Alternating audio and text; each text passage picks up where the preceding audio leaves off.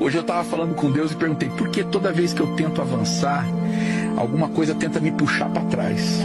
Deus respondeu, porque antes de te levar para um lugar novo, eu preciso te ensinar a não voltar para os lugares velhos. Entendeu? Aí eu disse, Deus, me explica. E ele falou, o inimigo não teme a tua vitória, ele teme o teu avanço. Por isso tenta te prender no que já passou. Meu irmão, foi aí que eu entendi claramente. Às vezes você luta contra as mesmas dores, os mesmos medos, e isso cansa. Mas Deus te disse, aleluia, o problema não é a luta se repetir, o problema era você se repetir. Agora você não é mais o mesmo. Talvez você esteja chorando num lugar onde já não pertence. O processo aperta porque Deus está te empurrando para frente. Eu vou te falar agora. O que está difícil não é retrocesso, é transição. Eu vou te falar, é forte.